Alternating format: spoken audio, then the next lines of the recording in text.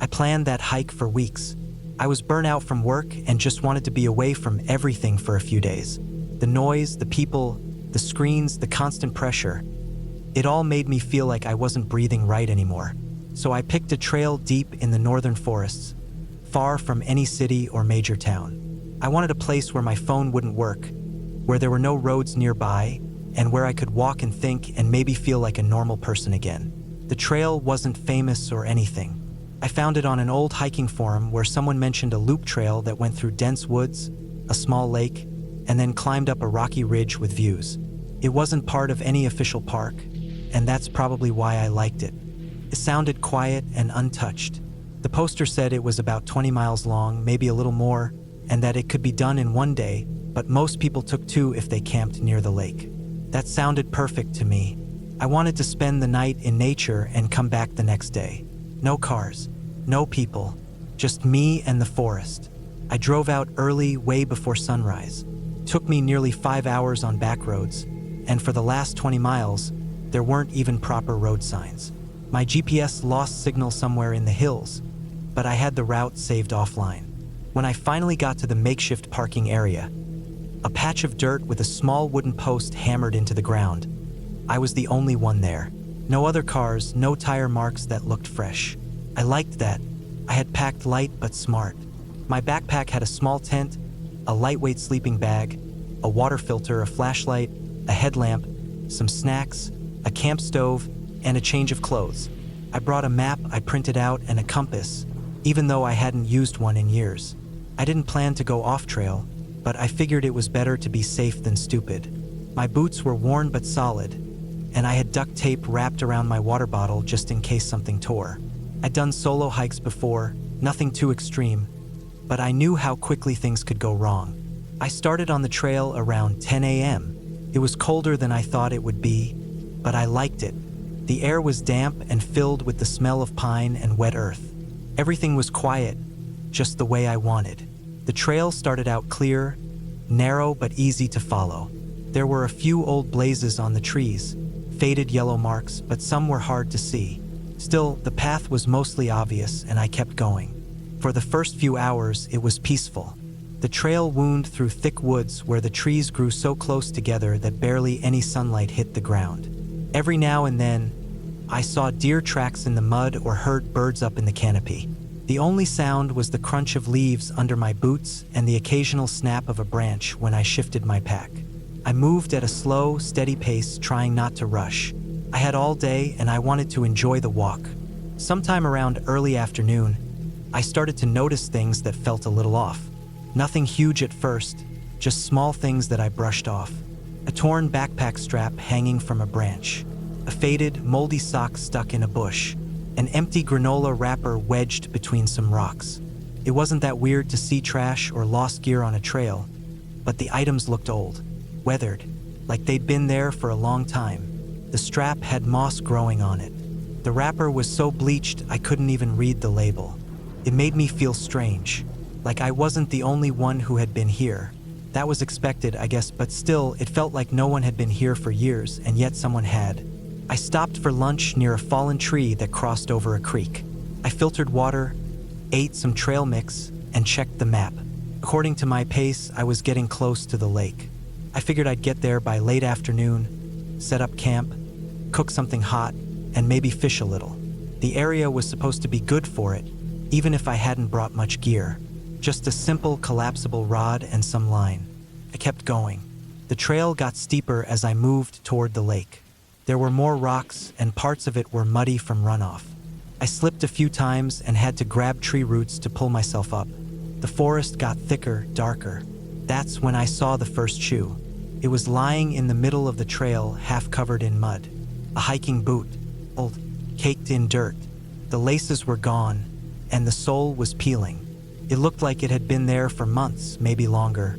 I stood there looking at it for too long. I didn't like how it made me feel. Something about it felt wrong. I told myself it was just trash someone left behind, that maybe someone had tossed it after it broke. But deep down, I knew people don't just leave boots behind. Not like that. Still, I kept walking. I didn't want to turn around. I told myself I was just being paranoid. People get spooked in the woods all the time for no reason. But after that, I started noticing more things.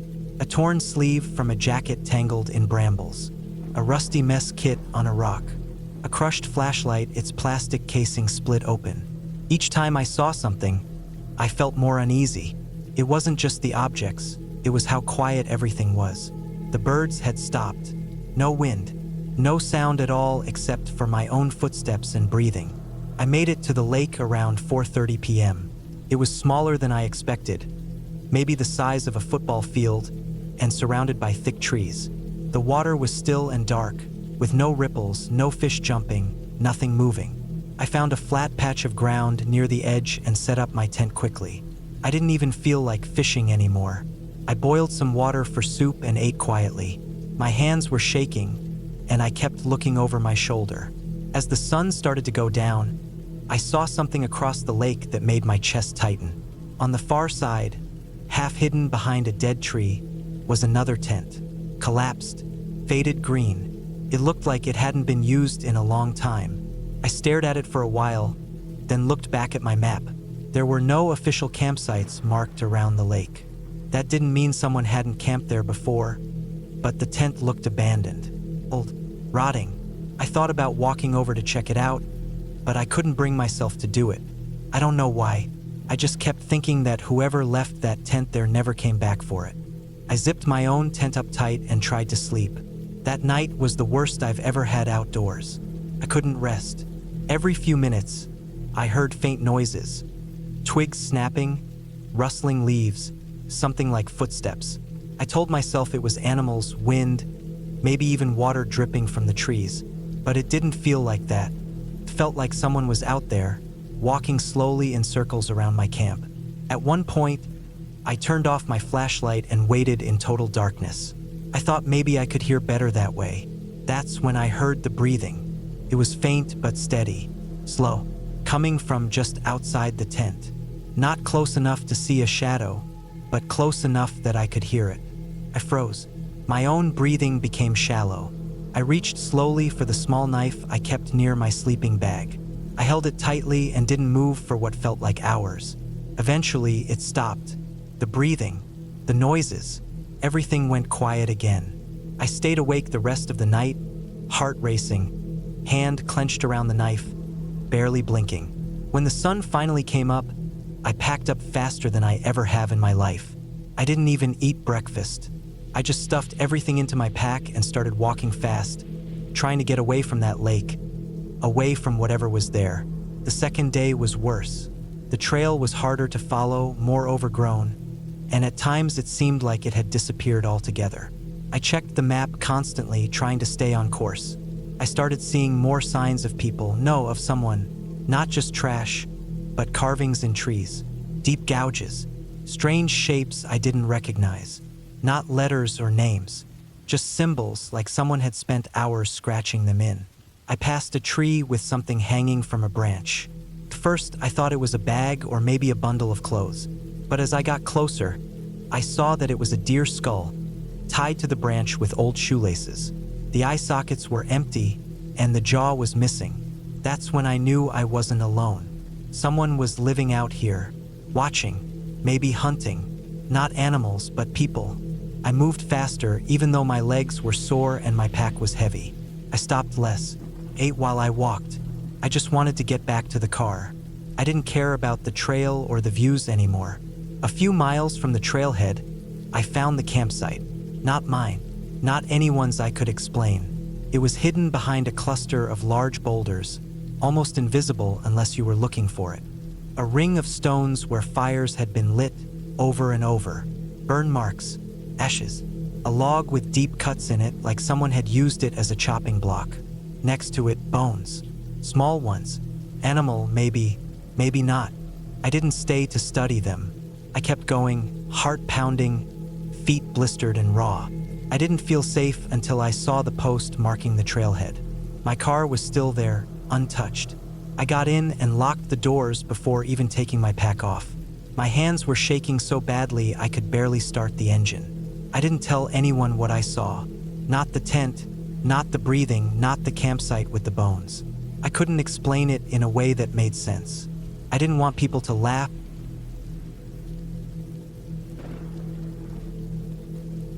I decided to go on a solo hiking trip in early September. The weather had just started to shift from the sticky heat of August to the cooler, quieter days of fall. I wanted peace and distance from everything: people, work, screens, noise. I looked at maps and chose a less popular trail system in a state forest a few hours from where I lived. It wasn't a national park, not heavily trafficked, and I figured I could spend 3 nights in the woods without running into more than a few hikers at most. I planned to start from a forest access point that required driving down about 30 miles of old gravel road and to loop across several ridgelines that overlooked deep forest valleys. I packed light but made sure I had the essentials: tent, sleeping bag, food for 4 days just in case, water filter, map and compass, backup GPS, small stove, knife, first aid, bear spray, flashlight, extra batteries, headlamp, extra socks, duct tape, and my old hiking boots that had held up for years. I checked the weather again the night before I left. The forecast was clear, chilly nights, mild days, no sign of storms. I started the hike early the next morning. I parked at the trailhead around 6:30 a.m., just as the light was beginning to touch the tops of the trees. No other vehicles were there. That gave me a sense of freedom, like I had the entire forest to myself. I left a note on the dash saying when I left and when I planned to return, along with emergency contact info. I also texted a friend the same information and told them I'd message them when I got back. The trail was mostly well marked, at least in the beginning. I followed the orange blazes for the first 5 miles, climbing steadily through tall oaks and clusters of pine. The air smelled clean, earthy, and sharp. I hiked quietly, taking slow steps on the leaf-covered trail. The only sounds were birds and the occasional squirrel. The woods stretched out on both sides, endless and layered, like curtains of green and brown. After about 3 hours, I reached a small clearing near the first ridgeline. I set down my pack and had a granola bar, letting my back rest. I didn't feel tired, but I knew I needed to pace myself.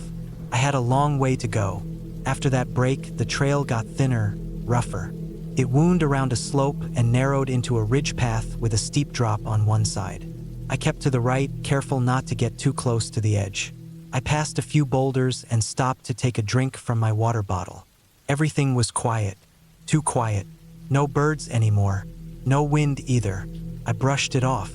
Maybe it was just this part of the forest. I walked for another hour and then started looking for a spot to camp. The sun was low.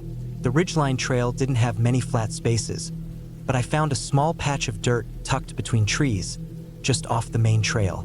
It wasn't ideal, but it was flat enough to pitch the tent. I set up quickly, ate a small dinner of dried rice and beans, and crawled into the tent as the dark settled in around me. I could hear the woods now. Small movements, branches cracking in the distance, wind brushing through the trees. Nothing strange, just normal forest sounds. I read from a paperback until I couldn't keep my eyes open and turned off the headlamp. I slept okay that night, woke up a few times to roll over, but nothing felt off. Morning came slowly. Gray light filtered through the tent. I boiled water for coffee, ate another granola bar, and packed up. My goal was to follow the trail around the ridge and then head down into the valley where there was a creek. I figured I'd refill water there and then keep going along the loop. But this is where things started going wrong. About 2 miles past camp, I came to a junction that wasn't on my map. A small side trail veered off to the left, marked by an old wooden sign that had been partially burned or rotted. Couldn't read it clearly. I checked my map again. No trail was supposed to be here, but the main trail ahead looked less maintained, overgrown, washed out in parts. The side trail looked better, as if it had been used more recently. I hesitated but decided to follow the side trail. I told myself it was probably just a newer reroute that hadn't made it onto the older map. I followed it for about half a mile. The trail stayed narrow but clear. Trees grew tighter here, casting more shade. The ground was damp. I started to notice things. Scrapes on trees that looked like claw marks, not from hiking poles. I saw fresh droppings, too big to be deer, maybe bear. I stopped and took out my bear spray just in case. I kept walking but slower now, more careful. After maybe another mile, the trail started climbing again, back up toward another ridgeline. It didn't feel right. I should have been going down into the valley, not up again. I pulled out my GPS, but it had trouble connecting through the tree cover. The compass still worked, but I was no longer sure what direction I was heading. I kept walking, thinking the trail would curve back around. That's when I found the boot. It was just off the trail, half buried in moss and leaves, toe pointing down a slope. It looked old, mold on the leather, laces frayed. I stood still, looking at it. My brain tried to make sense of it. Maybe someone lost it, but why hadn't they picked it back up? I looked around. No sign of a pack, no trash, no gear. I picked it up, it was heavy, wet inside. I dropped it and kept moving, faster now, but with more dread in my chest. An hour later, I knew I was completely off course. The trail had faded to barely more than a path of trampled plants. I had no idea where I was on the map. I hadn't seen a blaze or sign in a long time. I stopped and sat on a flat rock to think. My water was half full, but I hadn't passed the creek like I was supposed to. My legs ached and my back was sore. I chewed some dried fruit and tried to calm down. I decided I'd keep following the trail, or what was left of it, until I could get a GPS signal or see something familiar. That was a mistake. The trail led me deeper into a part of the forest that felt different, older. The trees here were massive and the undergrowth was thick. Everything felt damp and dark, even in daylight. I started seeing more signs that someone or something had been here. Broken branches, dragged logs, what looked like a fire ring that had been crushed flat. But no people, no voices, no prints. I passed a tree with deep cuts in the bark that went all the way around its trunk in a pattern. The wood was stripped like it had been peeled. I kept going, driven by anxiety more than direction. It started raining lightly around late afternoon. Not a storm, just a cold drizzle, but it soaked everything. My clothes got heavy. My socks squished in my boots. I knew I needed shelter before nightfall. I looked for any kind of flat spot, something dry. I finally found a shallow overhang beneath a rock wall on the side of a slope. I threw my tent footprint down and set up the tent under it. It barely fit. Water still dripped through cracks in the rock, but it was better than nothing. That night was bad. I didn't sleep. I laid in the dark listening. There were sounds in the woods that didn't belong. Thuds, snaps, a low scraping noise that came and went. Something brushed against the tent once. I held my knife and the bear spray tight. I didn't move. I didn't breathe. The noises stopped sometime near dawn. I left at first light without eating. I just wanted to find my way out. I tried backtracking, but nothing looked familiar. The trail was gone now. I moved through brush, climbing over logs, pushing through thorns. My arms got scratched up. I slid down a muddy slope and twisted my ankle. Not bad enough to stop, but enough to slow me. I took breaks but kept moving. Around midday, I found something that stopped me cold. It was a tarp, old and torn, hanging from a tree with paracord. Beneath it was what looked like a makeshift shelter. Logs piled into a lean-to, rusted cans scattered on the ground, and a torn sleeping bag stuffed with leaves. Whoever had made it was gone now or hiding. I didn't stick around. I took a wide arc around it and kept walking. By late afternoon, my GPS finally caught a signal. Weak, but enough to show a dot. I had drifted miles off course, way past the trail system, close to the park's far edge where it bordered private land. I set a direction and started heading that way, using the sun to guide me. I didn't stop for breaks anymore, just kept walking, pushed through brush, crossed a creek that soaked my boots, climbed a ridge and nearly collapsed at the top. When I got to the edge of the forest around sunset, I saw a field, open grass and rusted farm equipment, a fence line, a gravel road in the distance. I limped toward it, heart pounding. I didn't care about trespassing. I just wanted out. I followed the road until I saw a farmhouse and knocked on the door. An old man answered. I must have looked like hell. Wet, limping, scraped up, mud on my face. He didn't say much, just handed me water and let me use the phone. I called my friend and then a ranger station. They came an hour later. When they looked at the GPS data, they told me I had somehow gone more than 20 miles off trail. into a section of forest that wasn't maintained and had been closed off years ago due to dangerous terrain and past incidents. They didn't explain what. I decided to take a break from everything for a while. Work was eating me alive, my head was a mess, and I hadn't felt normal in months. I kept telling myself I just needed space and time away from people and noise. So I planned a solo hiking trip. Not a weekend thing, but a full week, maybe more if I liked it. I'd head into the forest, deep into the mountains, and just walk. I didn't tell many people, just left a note with the route printed out and sent a message to a coworker. I said if they didn't hear from me in 10 days, they should call for help. That seemed fair. I picked a national park known for long backcountry trails. Not too popular, but maintained enough to keep me from getting truly lost. I picked a trail called Ridge Loop Trail. It cut through forest, wound around a mountain, and made a big loop. It was about 45 miles long. I figured I'd do it slow, 5 to 7 days, depending on the weather. I had all the gear, tent, water filter, food, satellite beacon. I thought I was ready. The first day was peaceful, just woods and quiet. The air smelled clean, and I could hear birds and the crunch of leaves under my boots. The trail climbed slowly. I passed streams, small clearings, some moss-covered rocks. I set up camp before sunset, near a small creek. I boiled water, made a simple meal, and sat in silence, listening to the forest. There wasn't another soul around. That night I slept well. The second day was more of the same. I saw a deer early in the morning. It looked at me for a few seconds, then bounded away through the trees. Later, I saw a raccoon near a dried-out riverbed. Everything felt normal.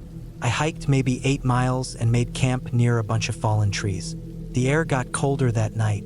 The wind picked up around midnight. I woke up a couple of times because branches kept knocking against each other. Still, it didn't feel scary, just wild. On the third day, I reached the higher parts of the trail.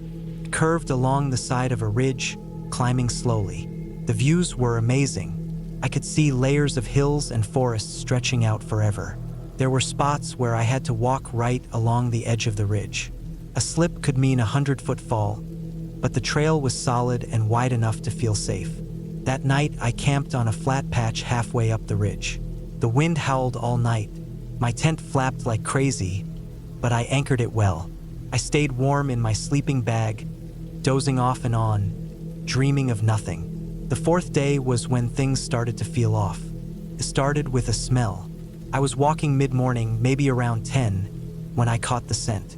At first I thought it was just something dead nearby. The woods are full of animals and things die, but it didn't go away. It was a sickly, rotting stink. Not just death, but wet, spoiled death. Like something had been rotting in a wet place for a long time. I slowed down and looked around. I couldn't see anything, but the smell was strong. I figured maybe there was a dead deer nearby, or maybe a bear had dragged something off the trail. I kept going, but the smell came and went the rest of the day. It would disappear for a while, then come back stronger. I saw no sign of an animal corpse, no tracks, no bones, nothing. Just that thick, wet stink. It made me feel sick after a while. That night, I found a small area surrounded by thick brush to camp. It wasn't ideal, but I was tired and didn't want to keep walking in case the trail started going up again. I set up the tent, made a quick meal, and tried to ignore the fact that the smell was faintly still in the air. I woke up once, maybe around 3 in the morning. I had to pee, and the forest was dead silent. No wind, no bugs, no owls, just silence, like everything was holding its breath. I stepped out of the tent with my headlamp and did what I needed to do behind a tree. As I turned back toward the tent, I thought I heard something move in the brush. Not big, not crashing through, just a shift. I froze, waited. Nothing moved again. I told myself it was a raccoon or something and went back inside. But my heart was racing. I didn't sleep well after that. Day 5 was colder. The sky stayed gray all morning, and by afternoon the fog rolled in. Visibility dropped to maybe 30 feet. I didn't like that. I hate walking in fog. Everything looks the same and sound carries weird. You don't know what's up ahead or behind.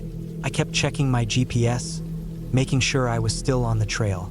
Around noon, I stopped near a large rock outcrop to eat. While I sat there, I noticed something strange. Footprint, not mine. It was fresh, maybe just a few hours old. Normal hiking boots, big size. I hadn't seen anyone for days, so it stood out. I followed the tracks for a bit. They came from the trail, then veered off into the trees. That wasn't too strange. People explore. But what got me was that the prints came back a few hours later. Same direction, but closer together, like the person was walking faster or even jogging. Then they just vanished off the trail again. Something about that got under my skin. Felt rushed. I didn't follow them far. Just enough to notice they'd stepped into the trees again, down a steep slope. I backed off and kept walking. By evening, the fog was thicker. I couldn't see more than 10 feet ahead. I had to stop early because I didn't want to miss a turn and fall off the ridge. I set up camp just off the trail on a flat patch. I didn't eat much. That smell was back, faint but steady now. I couldn't tell where it came from.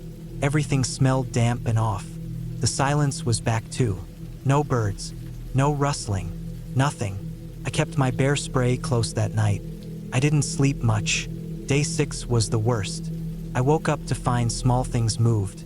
My water filter bag was not where I left it. My boots were turned around, facing the tent. I know for a fact I didn't leave them like that. I looked around the camp area but saw no other prints. The ground was hard and dry. No sign of animals. No human tracks either. I packed up fast and started walking early. I kept looking behind me every few minutes. I felt like something was near me all day, just out of view. Not a person, not an animal, just something that didn't want to be seen. Then I saw something I still can't explain. About 4 miles into the day, the trail curved along a steep rocky slope. There was a drop-off on one side and dense trees on the other. I came around the bend and saw a figure, maybe 100 feet ahead, just standing, not moving. I froze. It looked like a man in a jacket and jeans, facing away. No backpack, just standing. He wasn't doing anything, just staring into the trees. I stood there for maybe a full minute, not moving. Then I blinked and he was gone. I don't mean he ran. I mean 1 second he was there, the next second the spot was empty. Nothing could move that fast without a sound. I felt my stomach drop. I walked past that spot fast, heart pounding, bear spray in hand. I didn't care if I looked paranoid. I wanted to get off that mountain. That night, I didn't set up my tent. I hiked until after sunset, using my headlamp, and then rolled into my sleeping bag under a tree, without bothering with shelter. I just wanted to sleep fast and go. But I didn't sleep. I kept hearing things. Not big sounds, just soft movements. Branches bending, leaves crunching, not wind. I've been in the woods enough to know what's normal and what isn't. Then I smelled it again. That same sickly, rotten smell. Stronger than ever. It was all around me. I didn't move. I just lay there, heart racing, holding my knife. At some point, I must have dozed off because I woke up to daylight. Day 7, I started moving before eating. I just wanted to be off the trail. I checked the GPS and figured I was about 9 miles from the trailhead. I could make that in a day if I kept a fast pace. The forest was still quiet. Too quiet. I didn't see any animals. Not even squirrels. Just trees and dead silence. Around midday, I came to a fork in the trail. The map didn't show it. One path went left, climbing uphill. The other dropped down into thicker woods. The GPS didn't help. It still showed me on the trail. I stared at the fork for a long time. Then I went left. I wanted elevation, a view. I wanted to see what was around. That was a mistake. The uphill path led me to an old clearing. Looked like people had camped there years ago. Bits of burned wood, old rope, rusted cans. But the weird thing was the trees around it. They had markings. Deep cuts, like someone had carved shapes into them with a knife or axe. Not initials. Not symbols. Just angry, random cuts. Dozens of them on every tree. I didn't stay long. I got back to the main trail and kept moving. But I was tired, hungry, and felt dizzy. Around 3 p.m., I tripped on a root and fell hard. Cut my hand on a rock and tore my sleeve. That was the moment I broke down. I just sat there, shaking, bleeding, not caring if something was watching. Eventually, I stood up and kept going. I saw the first sign of people around 5 p.m., a candy wrapper on the ground. I've never been so happy to see litter.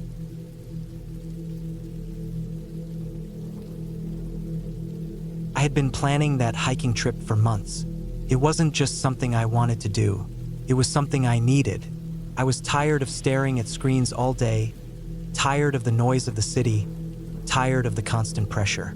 Nature always made me feel like I could breathe again. Just trees, trails, wind, and silence. That's all I really wanted. There were 6 of us in total. We were part of a small hiking group I found online. Not really close friends, more like casual acquaintances with the same interest. They all seemed like decent people, and most of them had hiked before. The trail we picked wasn't extremely tough, but it was long and winding and went through deep forest areas. It was part of a national park, not one of those paved tourist paths. This one was wild, narrow in parts with heavy brush and thick woods on both sides. We started early that morning. I had packed everything I thought I might need: extra food, water, flashlight, batteries, portable charger, a knife, even a first aid kit. I always over-prepared. I thought it was smart just in case. The others laughed a little when they saw how much I brought, but I didn't care. The first few hours of hiking were smooth. The weather was perfect, gray skies but no rain, and just cool enough to feel refreshing when we walked uphill. The path twisted and dipped in ways that made it feel endless. Sometimes we crossed fallen trees. Other times we hiked between rocky outcrops that blocked the sky. The woods got thicker as we went deeper. The trail was still marked here and there with paint on trees, but you had to pay attention or you'd miss them. Around midday, we reached a small clearing with flat rocks and stopped to rest. We ate, drank water, stretched out our legs. We had planned to hike another 3 hours before setting up camp for the night near a river that one of the group members said they'd camped at before. After the break, we kept going. I remember the trail narrowing again, this time into a steep slope covered in wet leaves and broken branches. Everyone moved slowly, trying not to slip. I stepped aside to tie my bootlace near a tree and let the others pass me. I told myself I'd catch up in a minute. That was the start of everything going wrong. After I tied my boot and stood up again, I didn't see anyone ahead. I moved quickly, not worried at first. I figured they were just around a bend or behind a cluster of trees. But the trail forked a few minutes later. One path went downhill and looked clearer, the other went straight and rough.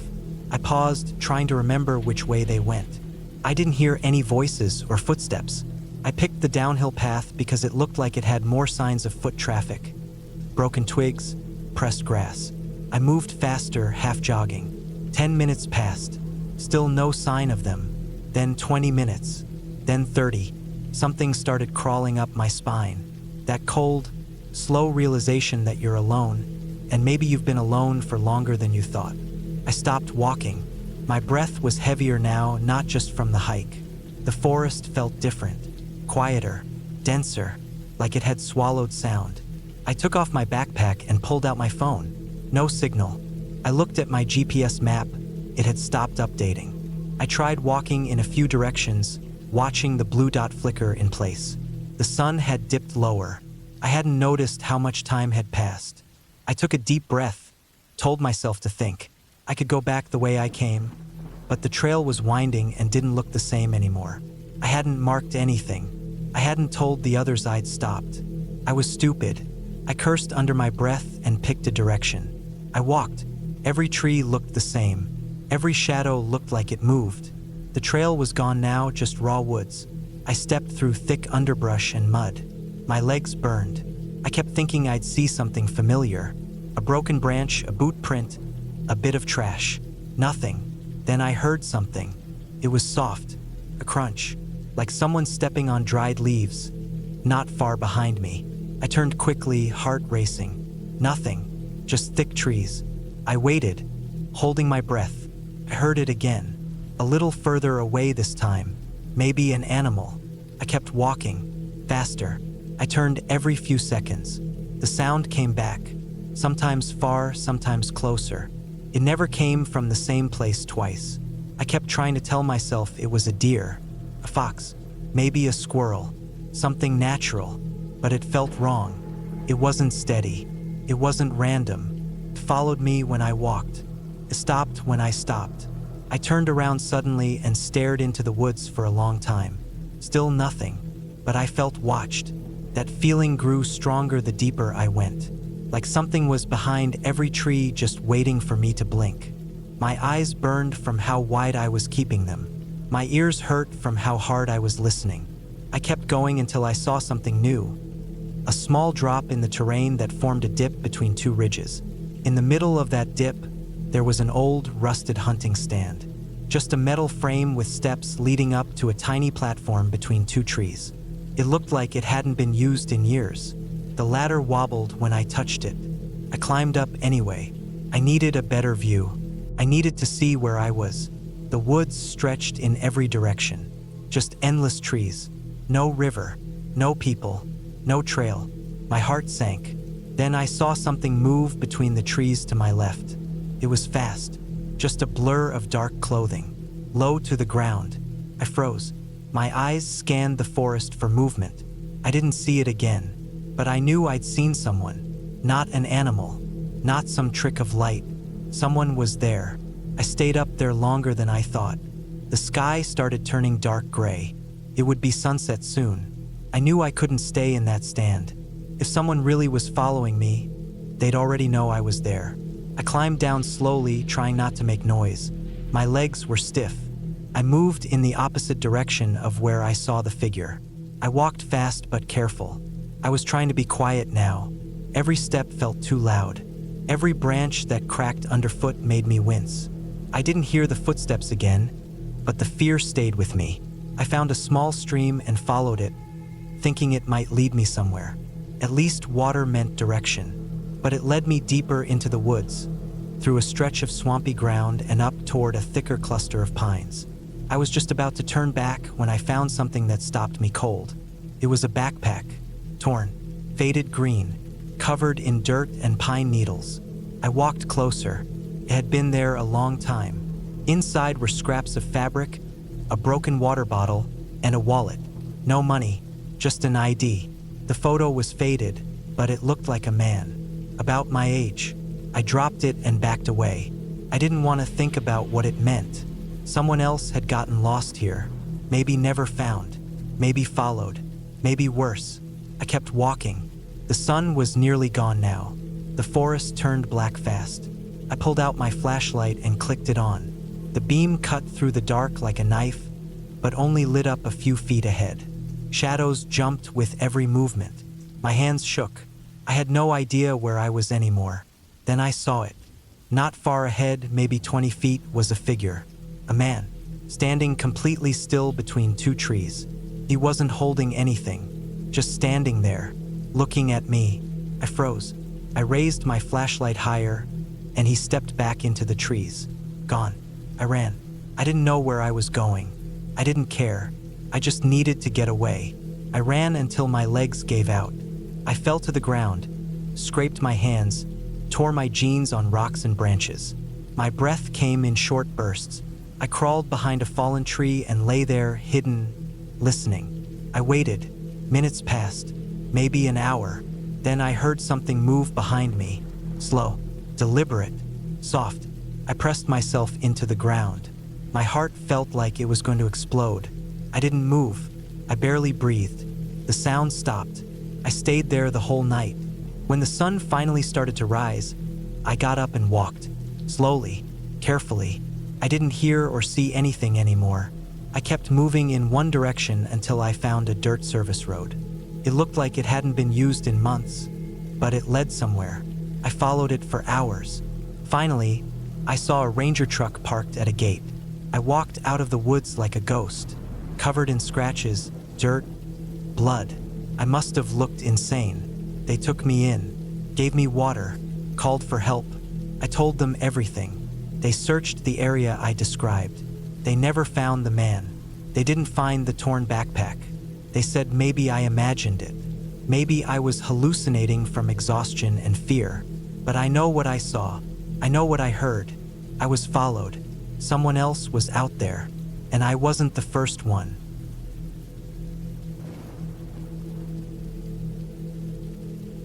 I've always liked hiking alone. It wasn't about trying to be tough or prove anything. I just liked the silence. I liked the feel of the trail under my boots, the sound of birds and wind through trees, and the feeling that, for a while, I was outside all the noise of real life. No phones ringing, no people talking, no traffic or news or notifications. Just the trees and the sky and the ground. I've done a lot of hikes like that, some in national parks, some just on the edge of small towns. But the one I'm about to talk about changed everything. It happened in mid-October a few years back. I took a few days off work because I needed space. I was dealing with a lot. Too many hours on the job, too much pressure, not sleeping well. I figured a trip into the woods would clear my head. I looked online for lesser-known trails, places where people don't usually go in the fall. I wanted to be alone. That was the whole point. I found a spot in the northern part of the state. It was part of a forest area, not a national park, but still managed and maintained. The trail was long, about 18 miles out and 18 miles back, and according to what I read, there were small, unofficial camping spots along the way. No cabins or buildings, just places people had cleared for tents. The terrain wasn't supposed to be hard, mostly forest with a few small hills. No rivers to cross, no cliffs, no dangerous animals if you were careful. Sounded perfect.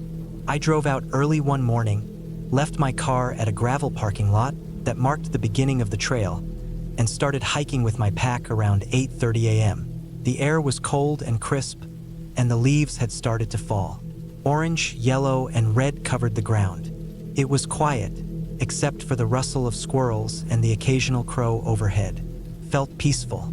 I remember thinking that it was the right choice, that I needed this more than I'd realized. I hiked for hours that first day, stopping around 2 p.m. to eat a sandwich and drink some water. By 5:30 p.m., the sun was already dropping behind the trees, and I found a decent spot to set up my tent. It wasn't far off the trail, but it was hidden enough that I felt like I had privacy. I collected some dry wood and made a small fire. I didn't need it for warmth yet, but the light helped. I ate a simple dinner, just instant noodles, and sat beside the fire until it got dark. Then I crawled into my sleeping bag and slept better than I had in weeks. The second day was more of the same. Peaceful. Still no people. I thought I'd see maybe one or two hikers, but I didn't. I liked that. I made good time and reached what I thought was the halfway point of the trail by the afternoon. I didn't bring GPS, but I had a printed map and compass. The trail itself was mostly clear, but here and there it got overgrown. Sometimes I had to walk around fallen trees or thick brush. It didn't bother me, but around 4 p.m. that second day, I found something that caught me off guard. It was a shoe, just one, lying in the middle of the trail. A men's hiking boot, muddy, old, and worn. It looked like it had been there a while, maybe a month or more.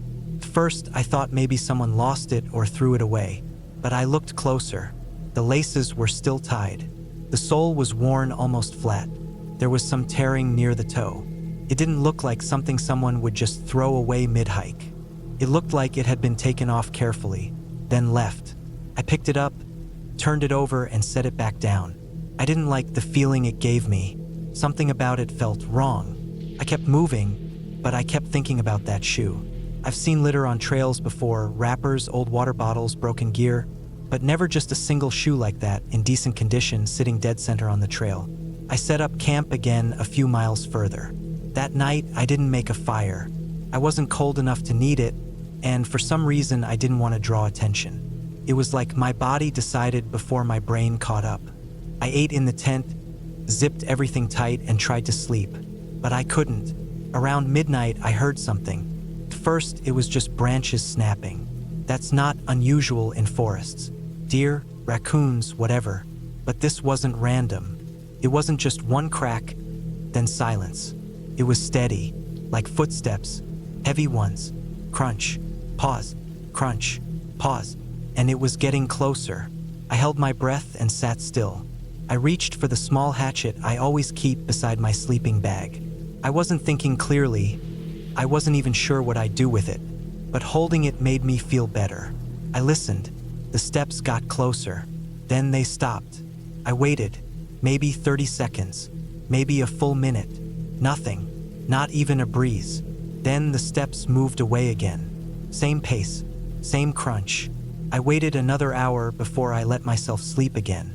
The next morning, I stepped out of my tent and looked around. Nothing was out of place. No tracks, no broken branches, no signs of an animal or a person walking through. But the feeling stayed with me all day. I thought about turning back then. I should have. But I told myself I was being paranoid, that I was just stressed from work and reading too much into things. I convinced myself to keep going. By late afternoon on the third day, I noticed something else. The trail had changed. Not by much, but I noticed it. Some of the trail markers, small plastic ribbons tied to trees, were gone. Others were faded or torn. I checked my map and compass twice an hour. I was still on track, but the forest felt different, darker, quieter. And then I saw the second shoe. This one was a woman's. Smaller, blue, with a white sole. Same condition, worn but not ruined. Tied tight, sitting neatly on the trail. About 10 miles from the first one. I stared at it a long time. I didn't touch it. I just stared. I walked around it and kept going. But my heart was pounding. I couldn't explain it, but I knew something was wrong. I kept checking behind me every couple of minutes. I'd never done that before. I didn't hear anything, but I felt it. The kind of feeling you get when someone's staring at you. I stopped around 5 p.m., set up my tent, and didn't eat. I just got inside, zipped it shut, and waited. I didn't sleep at all that night. I heard the footsteps again, closer this time, slower. They circled my tent. Not just one side, all asterisk sides. They moved around me like someone was checking. I didn't breathe. I just gripped that hatchet and waited. Eventually, the steps moved off again.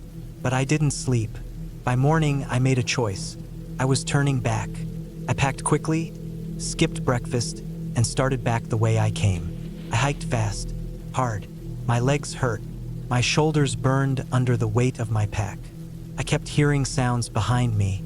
Not the footsteps this time, just rustling, breathing. But every time I turned, there was nothing. I didn't stop that day. I ate a granola bar while walking and only paused to drink water. Around 6 p.m., I reached the place where I'd seen the first shoe. It was gone. That's when I started to run. Running with a full hiking pack isn't easy. I almost tripped twice. I didn't care. My only goal was to get out of those woods. I ran until the light was almost gone. I knew I couldn't go on in the dark, so I stopped and camped one last time. I didn't sleep. I just lay in my tent, listening. Around 2 a.m., I heard something new. Breathing. Not mine. Outside the tent. Slow, steady breathing. It was inches away. I don't know how long it lasted. Could have been 2 minutes. Could have been 20. Then it stopped. To first light, I started hiking again. I moved fast, ignoring the pain in my legs and the blisters on my feet. The trail felt longer going back, like the forest didn't want me to leave, but I kept going. At 11 a.m., I saw the parking lot. My car. It was still there. I got in, locked the doors, and drove. I didn't stop until I hit a gas station 2 towns over. I didn't tell anyone what happened. Who would believe me? I hadn't seen anything. Nothing I could prove. No footprints, no face, no photos. Just 2 shoes, footsteps, and breathing. But I know what I felt. I haven't hiked alone since. I still go on trails, but always with someone. And I always stay in places with other people nearby. I never go off marked paths. I never camp far from help. And sometimes, late at night when I can't sleep, I think about those shoes. Why they were left there. Who wore them. What happened to the people who wore them. And I think about the breathing outside my tent. The slow, steady breath of someone who never wanted to be seen. And I wonder how close I came to never coming back.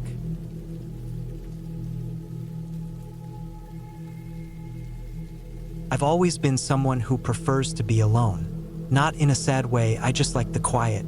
The kind of quiet you only get when you're deep in the woods with no cell service and no people for miles.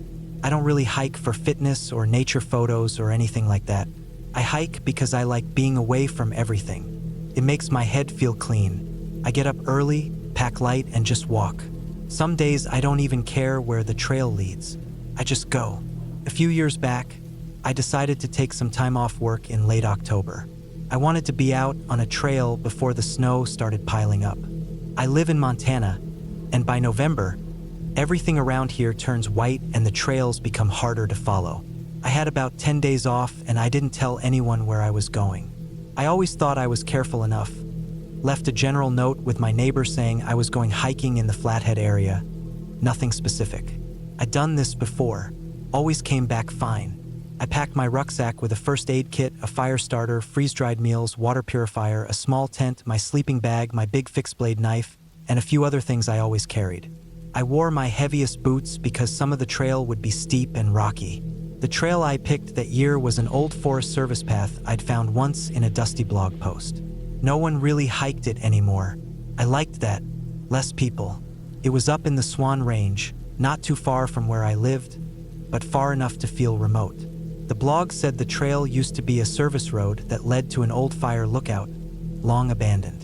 From the top, the post said you could see deep into the Bob Marshall wilderness, like a sea of trees that stretched for days. That was what I wanted. So I drove out there in my truck, parked on the shoulder of a dirt road just wide enough for one car, and started walking. The first few days were everything I wanted. Cold in the morning, frost clinging to the dry grass, my breath fogging up in front of my face. I kept my jacket zipped up and moved at a steady pace. The trees were mostly pine and fir, thick and dark, but the sun still managed to break through the tops here and there. I saw deer almost every day, and one morning, just after I stepped out of my tent, a bull moose stood maybe 80 feet away from me, staring. I didn't move, neither did it. Eventually it turned and walked off into the trees, slow like it had all the time in the world. I had marked the trail on my GPS watch, but most of the time I just followed the faint path. Sometimes it disappeared completely, and I had to guess where it picked up again. I trained myself to read the ground, how pine needles looked when they'd been stepped on, where the grass was matted down a bit. Sometimes I followed deer trails for a while, but I always found my way back. On the fourth night, I camped in a small clearing where 3 pine trees had fallen years ago and left a kind of triangle of open space. I set up my tent there and made a small fire with dry branches I'd collected earlier. I boiled water, made some soup, and sat on a log with my food in one hand and my knife in the other, just out of habit. The air felt different that night. Not colder, just still. No wind, no rustling. I noticed it when I realized I hadn't heard a bird call in over an hour. I kept looking up from my meal, watching the trees, but there was nothing. I didn't like how quiet it was, but I didn't let it get to me. Sometimes things are just quiet. The next morning, I packed up and started climbing again. The trail got steeper and the brush thicker. A few times I had to use both hands to push through tangled branches. That's when I started noticing something weird. The ground was torn up in some places. Not just footprints, deep gouges like something had kicked through the dirt. At first I thought maybe it was an elk or a bear digging for roots, but the holes weren't random. They followed the trail. Not straight, but like something big had moved up the same path I was on. Stumbling a little, like it wasn't walking right, I kept hiking. I'm not the kind of person who turns around because I see some weird tracks. I kept telling myself it was probably just a bear, maybe injured, maybe a limping elk. Animals do that. The woods are full of strange signs if you look hard enough. By the 6th day, I knew something was off. I'd made it close to the ridge where the old fire lookout was supposed to be. The trail curved and switched back a few times, leading up a narrow path that ran along a steep drop-off. On my left was nothing but trees falling away into a valley, and on my right was a rocky wall covered in lichen. It was a narrow pass, maybe 4 feet across at best. I walked it carefully, planting each boot solid before the next step. When I got to the top, I saw what was left of the lookout tower. Just a square frame with most of the roof gone, the walls collapsed. The wooden beams were gray and splintered from age and weather. I stood there for a while, looking out at the view. The blog was right, it was like standing on the edge of the world. Just trees, hills, and clouds for as far as I could see. I should have turned back then. I camped near the lookout that night. The wind had picked up, and I had to weigh my tent corners down with rocks. I didn't sleep much. The wind made the old beams of the tower creak in a way that sounded too much like footsteps. Every few minutes, I would unzip the tent and shine my light around. Nothing, just shadows of trees moving in the wind. The next morning, I started back down. That was when everything started to go wrong. The trail looked different, not like it had changed, just wrong. The forest was darker than I remembered. It wasn't cloudy, and it wasn't later in the day. It was like the trees had grown closer together overnight, their branches thicker, letting less light through. The path was still there, but it felt sharper, like I was being funneled down it, like it was narrowing. That's when I noticed the smell. Came in waves, rotten, sour, wet, like meat left out in the rain. I kept walking, breathing through my nose as little as possible, trying not to gag. I figured maybe something had died nearby and was decomposing. That happens in the woods. But I couldn't find the source. Every few hundred feet, the smell would come back, worse than before, then vanish like it was never there. And then I found the boot. It was lying on the side of the trail, half buried in mud. Worn down, cracked leather, laces missing. Old, but not ancient. The kind of boot someone would wear on a long hike. There was no foot in it, thank God, but it had clearly belonged to someone. I looked around, tried to spot any signs of a camp, a backpack, anything. Nothing. I left it there. I kept going. Later that day, I saw something else. A torn piece of fabric stuck to a tree branch. Faded blue, maybe from a jacket or backpack.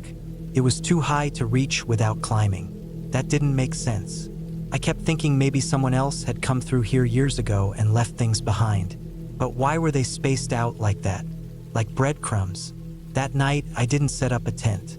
I just found a flat patch of dirt and slept under a tree, wrapped in my sleeping bag with my knife clutched tight in my hand. I didn't light a fire. I didn't want to draw attention to myself. I kept hearing noises, quick snaps of branches, rustling in short bursts like something was stopping and starting over and over again. I barely slept. On the 8th day, I realized I wasn't on the same trail anymore. At least not completely. Some parts were familiar, but others weren't. The terrain changed slightly. Hills where there weren't hills before. Dry creek beds I didn't remember crossing. I pulled out my GPS watch, but the screen was frozen. Nothing updated. The signal bar was red. I kept moving anyway. That evening, I found a tree with deep gouges in the bark. Not claw marks, these were more like knife cuts, long and clean. They started about 7 feet up and dragged all the way down to the base. I touched them. The wood was dry but fresh looking, like whatever did it hadn't been there long ago. Then I found the second boot. This one was newer, still had laces, still muddy, but not falling apart. Same brand as the first one, just a different foot. I stood there staring at it for a long time. Something was wrong. These weren't just lost boots. Someone left them, or something happened to someone out here. My stomach twisted. That night, I didn't sleep at all. I sat with my back against a tree, my knife in my lap, my ears straining for every sound. At some point, I heard something breathing nearby. Not heavy, but not far. Just slow, steady breathing. It stopped when I moved. I never saw what it was. On the 9th day, I tried to turn off the trail. Just go straight west, hoping I'd hit a road or stream or something I recognized. That was a mistake. The terrain got worse. Deadfall everywhere. Thorns. Slopes covered in loose rock. I fell twice, once cutting my hand deep enough that I had to wrap it in a shirt. I ran out of clean water and had to drink from a muddy pool after using my filter. Late in the afternoon, I found the fire ring. A small circle of blackened stones with ash in the middle, cold and damp. Not old. The ground around it had boot prints. Fresh. A lot of them, but no one was there. No tent, no gear, just tracks leading into the trees and not. I started my hike early in the morning, just after sunrise. The trailhead was quiet, tucked behind a small gravel parking lot off a road that barely showed up on GPS. I had planned the trip for weeks, Even made a list of backup trails in case this one was closed. But everything looked good that day. Weather forecast was clear. No storms. Temperature in the 70s. I had enough water, 2 sandwiches, energy bars, a compass, GPS watch, printed map, first aid kit, and a small knife. I didn't bring a tent because I wasn't planning to camp overnight. It was supposed to be a long out and back trail that looped slightly before coming back around the other side of a ridge. Around 19 miles in total. I'd done longer hikes before. I wasn't worried. The trail was called the Boulder Ridge Loop, though most of the hike actually passed below the ridge. You could see the high rock spine in the distance through most of the trees. I was alone, but that was pretty normal for me. I liked solo hiking because it cleared my head. No phone service meant no emails. No work, no news, just the sound of my boots and breath and the rustling of leaves. I liked the quiet. The first few miles were flat and easy. I passed a shallow stream that glimmered in the morning light. The trees were thick on both sides but spaced just far enough that the sunlight filtered in. I kept my pace steady, stopping a few times to sip water and check my map. I remember thinking how peaceful it was. The only sound was the wind through the branches and the distant call of a hawk. I was about 6 miles in when the trail started to rise. I paused and checked the map again. There was a fork about a quarter mile ahead where the main trail split from what looked like an old logging road. I was supposed to stay left. I kept walking, looking for the fork, but it wasn't marked like I expected. There was no sign, just a tree with a faded red tag nailed to it and 2 paths. One narrow and climbing, the other wide and flat. The wide one looked more used. The climbing one looked overgrown and barely walked. That's where I made my mistake. I stayed on the wide path. I assumed it was the main trail. I didn't pull out the map again right away. I figured I'd see a sign soon. The trail kept going for another mile or so, and I started to feel like something was off. It wasn't climbing much, just slowly winding downhill. The trees were getting thicker, the ground damper. I stopped, finally pulled out the map again, and realized I had missed the left turn. The logging road I was on wasn't even part of the main loop. I cursed under my breath and looked around. I didn't want to backtrack. I hate going backward. The map showed a thin dotted line cutting back across to the main trail, a kind of connector path. It was about half a mile ahead, so I decided to keep going and rejoin the loop from there. But that path didn't exist anymore. I searched for it, walked 20 yards in both directions, looked for any sign of a trail heading left. Nothing, just thick underbrush and a slope covered in fallen trees. I checked my GPS watch and it couldn't find a signal. No bars on my phone either. I decided I'd try to bushwhack toward the main trail. I had a compass and I knew which direction it was in. It wasn't that far, maybe half a mile at most. I'd done worse. I picked a straight line and started walking. The forest changed quickly. The trees were tighter here, older, and the ground was uneven. I had to step over roots and duck under branches. Every few minutes, I checked the compass to make sure I was still heading the right way. I thought I'd see the trail soon. I expected it to pop into view around the next stand of trees. But it didn't. After an hour of walking, I knew I was off course. My compass still said I was heading in the right direction, but the ground was getting steeper. I slid down a patch of loose soil and landed hard on my knee. It wasn't broken, but it hurt. I sat for a minute, wiped the dirt off my leg, and tried to get my bearings. The ridge was behind me now. I had definitely passed where the trail should have been. I was deep in the woods with no trail and no landmarks. I told myself to stay calm. I wasn't new to this. I had my map and I could follow a bearing. I'd just head north until I found the loop trail again. I ate a protein bar, drank some water, and kept moving. But the forest didn't make sense anymore. The deeper I went, the more wrong everything started to feel. The trees looked different. The light was strange. It was still daylight, but the canopy above was so thick that barely any sunlight reached the ground. It felt later than it was. The ground was soft in places, almost marshy. I stepped into a spot that sucked my boot in up to the ankle. I had to yank it out with both hands. I was sweating even though the air felt cool. I kept walking for what felt like hours. My legs were sore. My knee throbbed. I could feel the start of a blister on my heel. I stopped and sat on a flat rock, checked the map again. I was still trying to move north, but the terrain wasn't matching anything on the page. There were no streams marked, but I'd crossed 3 small ones already. None of the ridges or rises made sense. The forest was too dense to see far, so I had no visual markers to help. I started to get nervous, real nervous, not just annoyed or frustrated, scared. I wasn't on the map anymore. That meant I was really lost. The sun started dropping faster than I expected. I checked my watch. It was only 4:45, but it looked closer to sunset.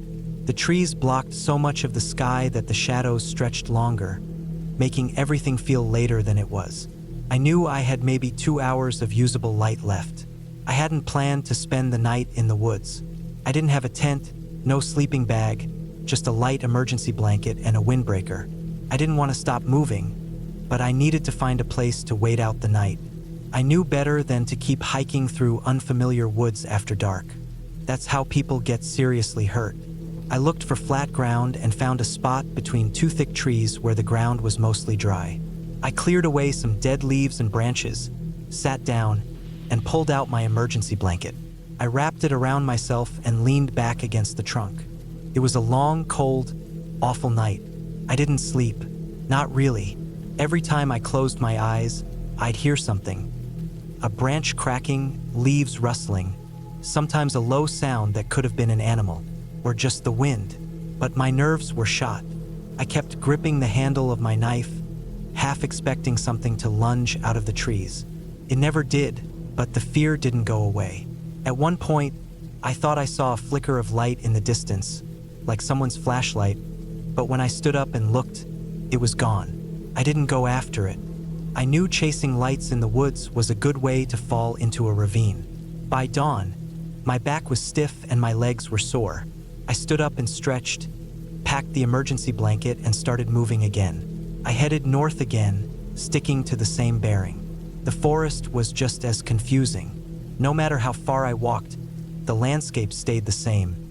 Dense trees, uneven ground, patches of mud, and silence. Around mid-morning, I found an old trail. It wasn't on my map and it looked abandoned, narrow, overgrown, but still walkable. I followed it, hoping it would lead somewhere. It went downhill for nearly a mile before it opened into a small clearing. In the center was an old shack.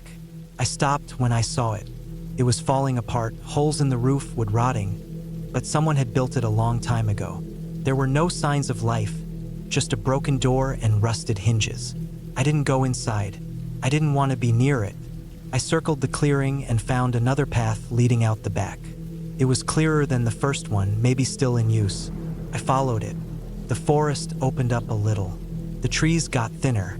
I thought I was getting close to a main trail. I started to relax until I saw something that stopped me cold. A torn blue backpack sitting on the ground, half covered by leaves. I walked up and looked at it. The fabric was faded, straps frayed, zipper open. There was nothing inside but an old water bottle and a pack of wet matches. No name tag, no ID, just a piece of gear left behind, or abandoned. I felt a deep chill go through me. Someone else had been lost here. I kept moving. By late afternoon, I still hadn't found the trail. I was running low on water. My phone was dead. I was starting to feel lightheaded. I ate my last sandwich and rationed the last few sips of water. I told myself to keep moving until sundown, then find another place to stay the night. That's when I heard something. Footsteps, not mine. I froze. They were behind me, slow and careful. I turned, but saw nothing. I waited. The sound stopped. I moved faster. Every so often, I'd hear it again. Branches cracking, leaves rustling, but always behind me, always just far enough away that I couldn't see what was making it. By the time the sun set, I was running. Not jogging, running.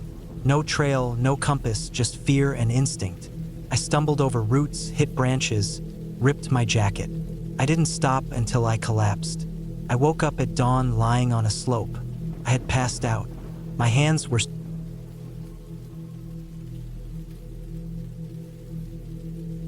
I don't know why I chose that trail.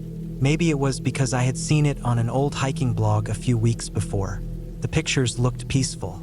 A narrow, winding trail that followed the side of a dried-up riverbed in the hills, away from all the campsites, away from the families, the kids, the shouting, and the litter. That was what I wanted. Just quiet. I didn't need peace and soul-searching, none of that crap. I just wanted to get out for a while, break the routine. I packed light but smart. A medium-sized hiking bag, a stainless steel bottle, a water filter straw, trail mix, 2 packs of protein bars, a small tarp, rain poncho, flashlight, and 2 batteries, 1 knife, pepper spray, a first aid kit, map printouts, and my phone. No signal was expected, but I kept it in airplane mode to save battery. I had some experience, not expert level, but I wasn't a beginner either. I knew how to follow a trail, how to keep calm if I saw a bear, how to treat small injuries. I wasn't stupid. I also left a note with my cousin back in town, told him where I was going and when I'd be back. The trail started about 30 miles outside of town, off an old Forest Service road that barely showed up on GPS. I parked my car near a logging gate and locked it up. The trailhead wasn't marked, but there was a clear opening between the trees. Started easy. Flat dirt path, scattered leaves, tall pine trees on both sides, and the dried riverbed to my left. The river must have been dry for years. There were young trees growing inside it now, along with rocks and sand. It didn't even look like water had passed through in a long time. The air was cool. Early October, maybe 60 degrees. Not too cold yet. I walked for 2 hours without much thought. Just the crunch of leaves under my boots, the soft swish of my bag on my back. I was the only one there. No voices, no cars, no planes overhead. Just birds, maybe the sound of a squirrel jumping through branches once in a while. After about 5 miles in, I found a small open patch to rest. I didn't need to stop, but I was trying to pace myself. I sat on a flat rock, drank some water, and looked out at the forest. That's when I first noticed something strange, but I didn't really think much of it. There was a path leading down into the dry riverbed, not a new path, but something old. Not overgrown, just dusty, like someone had walked it often enough that it stayed visible. I figured animals used it. Deer, maybe. I got back up and kept hiking. Another hour passed and I felt more alone than before. The forest was thicker here, trees growing closer together. Sunlight barely made it through the tops. Everything looked dull, muted greens and browns, gray bark, dead leaves, and dark moss. The trail was still easy to follow, but it had narrowed. My left side stayed close to the steep bank of the riverbed, which had dipped down maybe 20 feet now. I stayed on the trail. I didn't want to walk inside the riverbed. Too uneven, too many loose rocks. I had walked maybe 10 miles by the time I stopped again. It was late afternoon now, shadows getting longer. I wasn't planning to set up camp. I just wanted to do a long out and back hike and head home after. But something was off with the trail. I checked my printed map, and even though I was still following the riverbed, I couldn't find the exact spot I was in. I looked around. The terrain didn't match the drawings or the elevation lines. Maybe I had missed a turnoff. I wasn't worried yet. The trail still looked traveled, like boots had been through here recently. Then I saw it. A backpack. It was about 15 feet below me in the riverbed, lying on its side near a cluster of rocks. It looked weathered, blue with black straps. Nothing fancy. I stared at it for a while, then decided to go down. I slid down the loose dirt and rock, grabbed tree roots for balance, and landed with a small thud in the riverbed. The pack looked like it had been there for at least a week, maybe longer. The material was dusty, edges frayed. I didn't open it at first. I looked around. No shoes, no clothes, no other gear. Just the backpack. I hesitated, then unzipped the top pocket. Inside were some wrappers, an old trail map, and a crushed water bottle.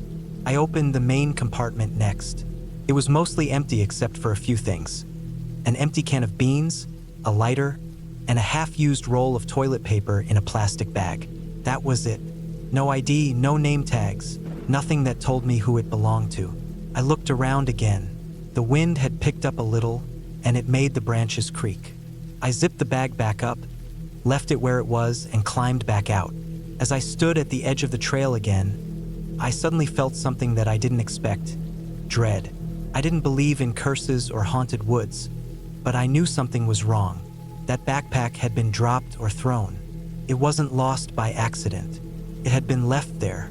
I kept going. I should have turned around then. That would have been the smart move. But I told myself I was just imagining things. Maybe someone ditched it after a bad trip. Maybe it had been there for years and I was just being dramatic. I had a flashlight. I had a tarp. I could stay the night somewhere safe and go back in the morning. The trail got rougher, more overgrown. At one point, I had to push through a wall of dead branches that scratched at my jacket and arms. I hadn't seen a trail marker in a while. Then, almost out of nowhere, the trail dipped steeply and curved around a bend. The riverbed was wider here and deeper. It looked like a shallow canyon now, dry and silent. I paused at the top of the bend. Across the gap, maybe 50 yards ahead, was something man-made. A small cabin. It didn't look abandoned. There was a blue tarp nailed over part of the roof, a metal chimney pipe, and what looked like stacked wood against the side. I didn't move. I just watched it. No smoke, no movement, no light. My heart picked up speed. I don't know why I went closer. Maybe I wanted to ask for help. Maybe I just wanted to see if someone was inside. I walked the trail until it crossed a dry bridge made of stone and dirt, then stepped toward the cabin.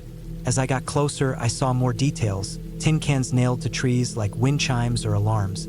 A shovel leaned against the side wall, a bucket with water in it. The door was closed, windows covered with plastic and cardboard. I stood about 15 feet from the front door and didn't move. There were no signs of people, but it didn't feel empty. It felt like someone was watching, like I had crossed into someone's space without permission. I backed away, slowly. I turned around and walked back toward the trail. I didn't run. I didn't want to make noise. But every step I took away from the cabin, the more I felt like I was being followed. That night, I didn't sleep much. I didn't camp near the cabin. I walked about half a mile back, found a small clear spot between two boulders, and set up my tarp. I didn't build a fire. I didn't eat. I just lay there with my knife in my hand and my ears straining at every sound. I didn't hear footsteps, but I heard something, like movement in the brush, too slow for an animal. Branches creaking in a rhythm that felt like someone walking. To first light, I packed up. My legs were stiff and my head felt foggy from barely sleeping. I ate half a protein bar and forced some water down. Then I started walking back the way I came. But something had changed. The trail was harder to follow. It looked different. I thought maybe I was just tired, but turns were missing. That stretch with the flat rock I sat on, it was gone. I walked for another hour and ended up back at the riverbed again. Not the same spot though. This part of the riverbed had high stone walls on both sides. It didn't look familiar. The trail had vanished. I tried using the sun's position to get my bearings, but it was overcast. I checked my phone. Still no signal.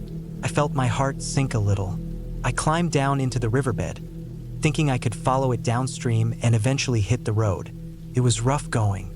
Uneven ground, loose rocks, overgrown shrubs. At one point, I scraped my shin hard on a sharp branch and had to stop to wrap it. Blood soaked through my sock. Then, in the late afternoon, I heard something. A whistle. High-pitched. Once. Then silence. I froze. It wasn't a bird. It was human, and it was close.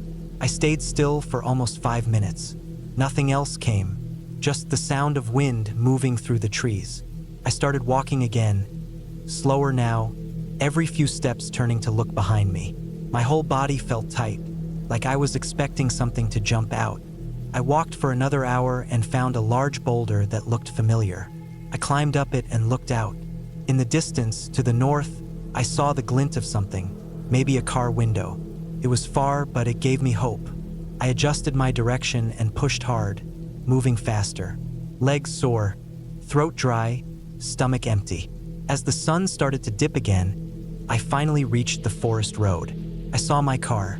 I almost dropped to my knees. I didn't waste time. I unlocked the car, threw my gear inside, and drove off. I didn't stop until I was back on the highway miles away. I told my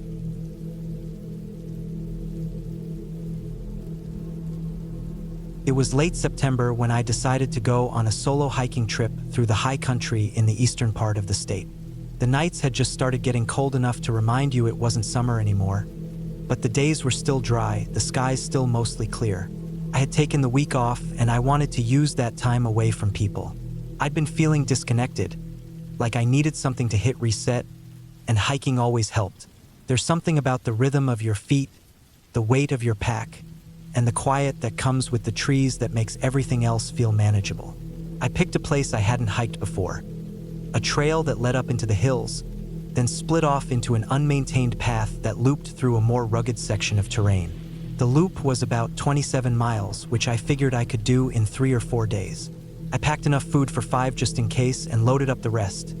My old tent, sleeping bag, stove, a small water filter, first aid kit, bear spray, and a weatherproof map.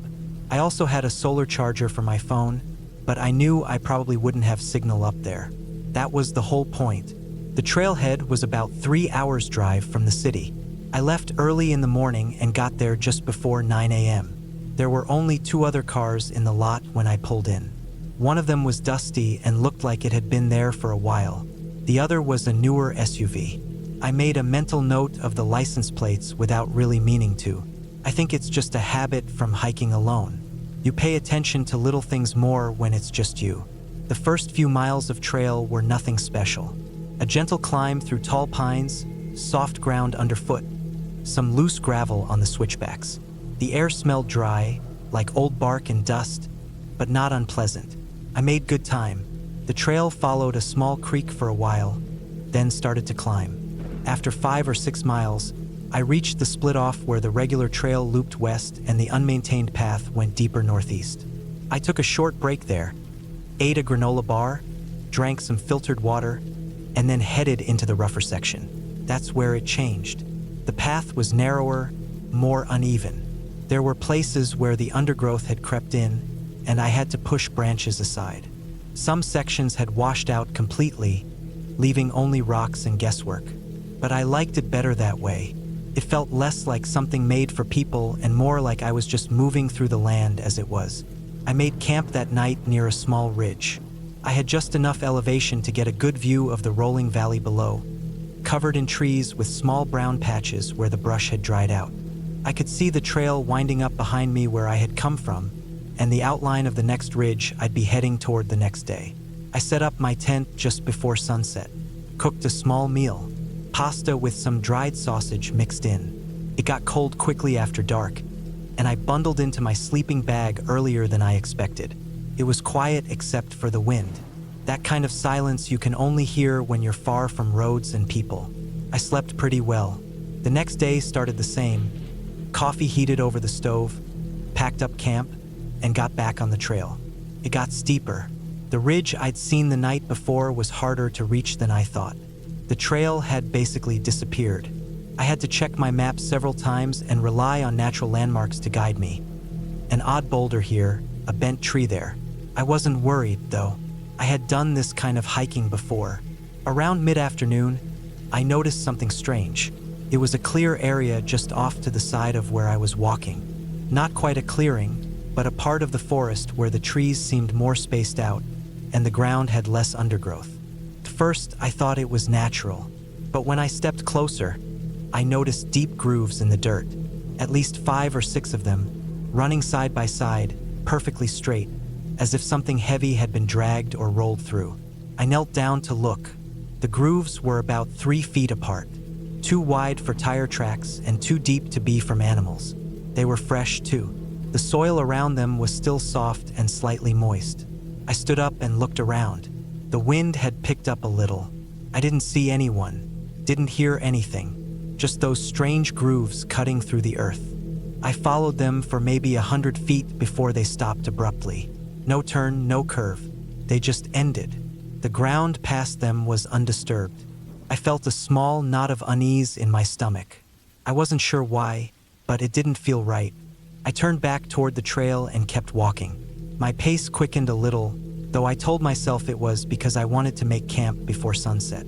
That night, I camped near a cluster of trees on a slope that leveled out before the next ascent. I didn't build a fire. The wind had dried everything out, and I didn't want to risk starting something I couldn't control. I ate quietly and stayed in my tent longer than usual. I kept thinking about those grooves, the straightness of them, the sudden stop. I didn't sleep well. I kept waking up at every small sound. Branches shifting, distant animal calls, wind through the pines. Around 2 a.m., I heard something heavier. Not close, but distinct. A steady rustling, followed by a thud. Then silence.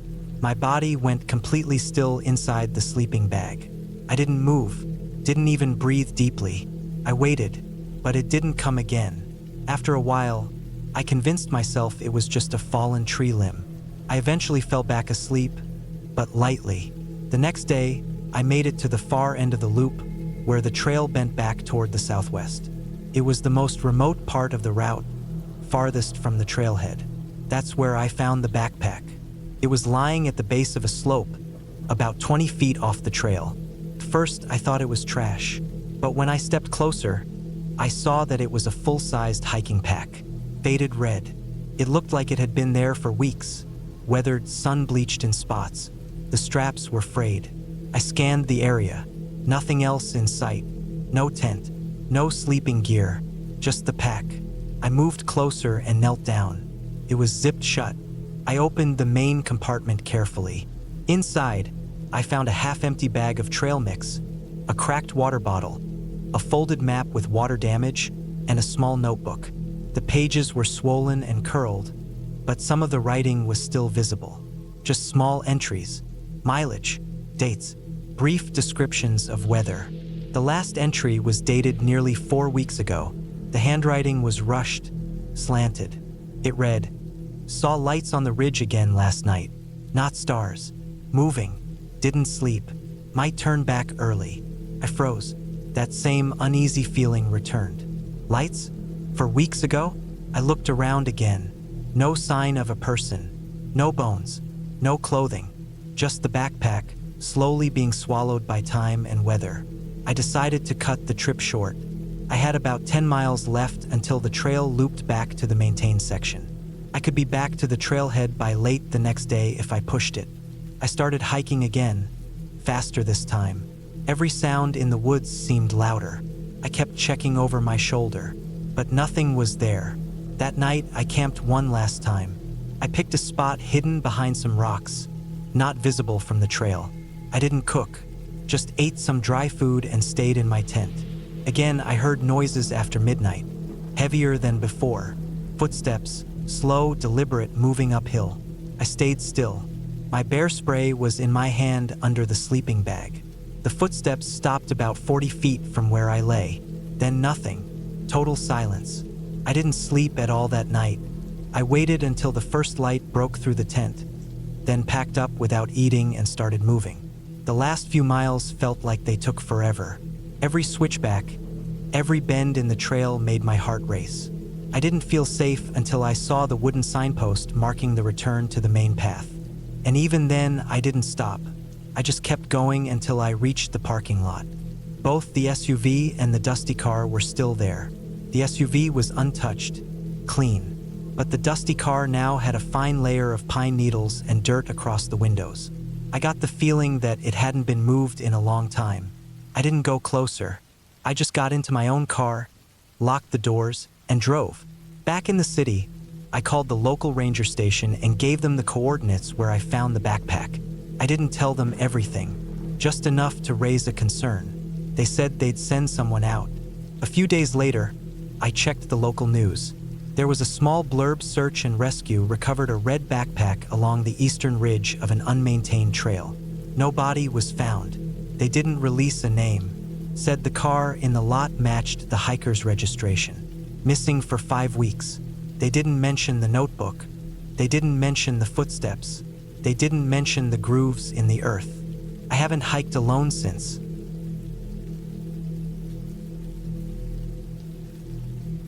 I had always liked hiking alone. It gave me space to think, and I liked the quiet. No phones, no noise, no people. I didn't go for social media pictures or to say I'd done a certain trail. I just liked the feeling of being far from everything. Sometimes I'd pick well-known trails, Sometimes I'd follow old maps or follow dirt roads on satellite images until they disappeared into green. That was what I did that weekend. I had been planning a solo hike for about 2 weeks. I worked nights as a security guard, and my schedule was odd, so weekends didn't really mean much. But I finally got a couple days off in a row. I packed up my backpack, charged my headlamp, threw together some food and water, and left before sunrise on a Thursday morning. I drove about 4 hours northeast, way past any town I knew well. There was a forest area that I had marked on an old hunting map.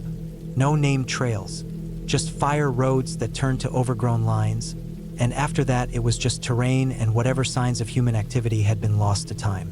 That was the appeal. I wasn't looking to be found on an Instagram reel.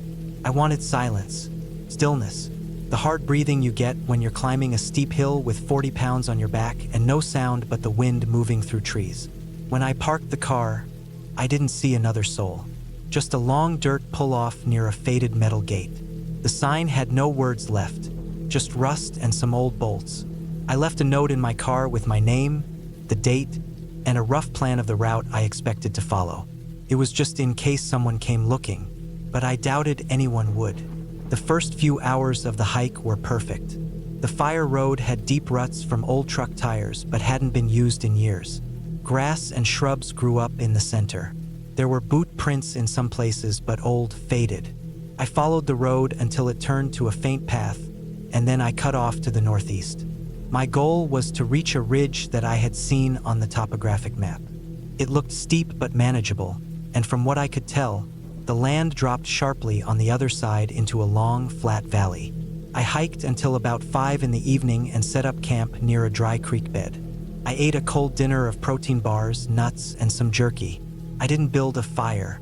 I never liked attracting attention, even from animals.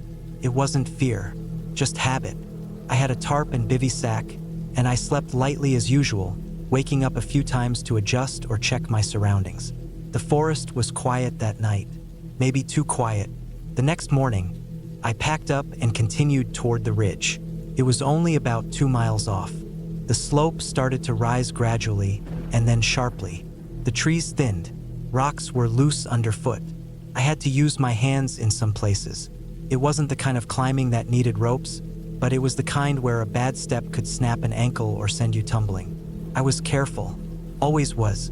When I reached the top of the ridge, I stopped to catch my breath and drink. The view was odd. The valley below was flatter than I expected, but not empty. There were patches of clearing, what looked like old logging cuts maybe. But what caught my eye was a narrow path that ran along the bottom edge of the ridge, like a thin line made from machines or maybe tires. It didn't match the natural erosion patterns. It looked deliberate. I didn't think much of it at first. I figured it might have been a logging trail or old survey route. I decided to follow the ridge line for a while before dropping into the valley. I wanted to see where the path led, but the ridge was harder than I expected. The trail I was trying to follow disappeared. I found myself in thick brush, climbing over dead trees, slipping on loose gravel. The ridge narrowed in places with steep drops on both sides. I had to go slow. My legs were getting tired. By midday, clouds started to form. I checked my map. I was farther east than planned, but not dangerously so. I decided to camp near the top again before heading down the next morning. I found a small flat spot with just enough room to sleep. No water nearby. I rationed what I had. That night, I started hearing sounds. It wasn't animals, or if it was, they weren't acting right. I heard something moving near camp after dark. I was in my bivy sack under the tarp trying to fall asleep, but the sound was steady, not just twigs snapping. It was movement like someone walking carefully through brush. Slow steps, pauses, then more steps. I held my breath, thinking maybe it was a bear or cougar, but the steps were too light. No huffing, no rustling like you'd expect from a heavy animal. Just careful movements like someone trying not to be heard. I didn't move. I kept my hand near my knife and lay completely still. The sound came within 30 feet, then circled. It stayed out of my line of sight, and then slowly, it faded. I didn't sleep after that, just waited for daylight, counting the seconds. When the sun came up, I packed in silence and started down the ridge. I was jumpy. Every stick break made me freeze. But nothing followed me. The drop into the valley was worse than expected. The map hadn't shown how steep it really was. I slipped twice, once landing hard on my hip. My pants tore on a sharp rock. Blood ran down to my sock. Nothing serious, but it slowed me down. Took 4 hours to reach the bottom. When I got there, I felt boxed in. The valley floor was flat but thick with overgrowth. The path I had seen from the top was there, but it wasn't what I thought. It was an old track, almost like a dirt road, but narrower. The weird part was how clean it was. No overgrowth, no fallen logs. It looked like it had been used recently, but there were no tire tracks, no prints, no sign of direction. Just a straight line through the underbrush. I followed it. I walked for maybe half a mile. The path curved, then straightened again. I found something then. Post. Old wooden, maybe 4 feet high, stuck in the ground beside the trail. There was something nailed to it. I thought it was a sign at first, but when I got close, I saw it was a photo of a man. Faded, weathered, the edges curled from rain. His face was scratched out, not from age but on purpose. Deep gouges where the eyes had been. The nails holding it were clean. New. I stood there, staring. Then I looked around. No sound. No birds. Just wind in the trees. I felt watched. I turned and left the trail. I didn't want to follow it anymore. I didn't want to know where it led. I cut through the brush, using my compass to head west, back toward where I'd come. But the land was wrong. The terrain didn't match my map. Gullies and ridges that weren't marked. Clearings that looked shaped. I saw tree stumps carved into flat tops, like someone used them as tables or seats, and piles of rocks, arranged neatly, too neat for nature. I hiked until dark, then made camp in a dry spot under an old pine. I kept my back to a boulder, less area to watch. I didn't sleep. The sounds came back. Footsteps. This time I didn't lie still. I sat up and waited, knife in hand, light off. The steps came closer. I held my breath. My heart felt like it would shake my ribs loose. Then silence. No movement, just silence. I stayed awake until dawn. I packed fast and left. My legs were sore. My back ached. I drank the last of my water. I kept heading west, but I wasn't gaining distance. The map didn't match anything anymore. I found the same clearing twice from different angles. The same pile of stones. I marked a tree with my knife and found it again 3 hours later. I was going in circles. By late afternoon, I was exhausted. I sat down, head low, trying to think. I had food, but no water, no clear route, no signal. I was truly lost. I knew panic would kill me faster than thirst.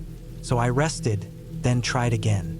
I used the sun to track west, climbing higher ground to get my bearings. That's when I saw it again. The path. That same narrow, clear track through the brush. No prints, no debris, just clean dirt. It wasn't possible, but it was there.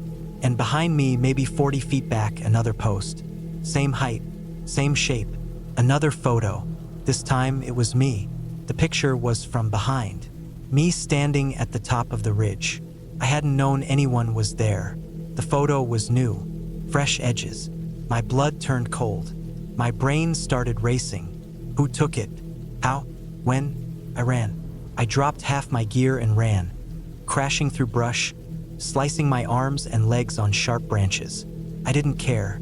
I just needed to get away. I ran until I couldn't breathe, then stumbled, then crawled. I threw up. My vision swam.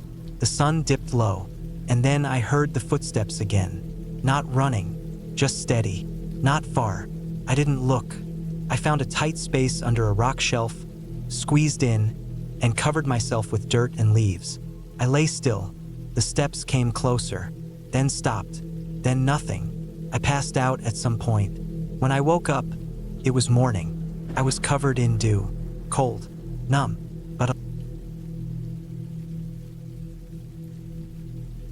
I had the next 4 days off work and didn't want to waste them doing nothing. So I packed my backpack with some food, water, a flashlight, a small first aid kit, a folding knife, and my power bank. I also brought a sleeping bag and tarp just in case I wanted to spend the night out there. I wasn't planning on going that far, just deep enough into the hills behind the quarry near Oldfield to get away from traffic and noise. I'd hiked around that area before but never followed the old mining roads that ran deeper behind the hills. Most people avoided the place because it was overgrown and didn't really have marked trails anymore. I figured that meant fewer people, which is what I wanted. I parked my car near the entrance gate, where a rusted chain was wrapped between two concrete posts with a "Keep Out, Private Property" sign hanging from it. The sign looked like it hadn't been updated in decades. The quarry had shut down years ago, and the place hadn't been maintained. I slid my bag onto my shoulders and started walking past the chain. I'd been back here once before during the winter when everything was dead and easier to navigate. This time it was early summer, and the brush had started thickening again. The tall weeds and small trees were creeping up along the path, but the road itself was still visible beneath the growth. I walked for about 30 minutes before reaching the edge of the quarry pit. The area around it was wide open. Big jagged rocks, gravel patches, and piles of broken stones sat in uneven mounds everywhere. The pit itself dropped down at least 40 feet, with steep ledges and walls on all sides. I stood there for a few minutes just looking down at the layers of stone and the still water pooled at the bottom. The place was silent except for the faint hum of wind. It felt like everything around me had been frozen in time. Even the air felt different. I didn't want to spend too long near the pit, so I kept moving. There was a narrow dirt road running around the edge of the quarry that curved into the woods. I followed that, stepping over some fallen branches and skirting a few washed-out patches. I didn't really have a goal. I just wanted to keep walking until I found a good spot to sit for lunch. Maybe even camp if I liked the spot enough. After about another hour, the trail became harder to follow. The dirt road turned into patches of old gravel broken up by roots and weeds. I checked my phone to see if I had service. I didn't. I wasn't surprised, but I still felt a little nervous about it. I took a mental note of the direction I'd come from and the angle of the sun. I figured I'd head out in about 2 or 3 more hours before it started getting too dark. I walked for a while longer and found a small clearing surrounded by birch trees. There were some old wooden pallets stacked near a tree, half buried under leaves and dirt. I guess someone had used this place for hunting or camping at some point.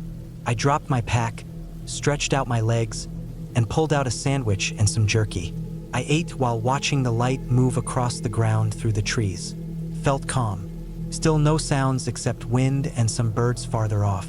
When I was done eating, I walked around a bit and checked out the area. I found an old rusted-out metal drum tipped on its side near some mossy rocks. A few feet away was what looked like a small trench or ditch, but it had straight edges and ran for about 20 feet before curving behind some bushes.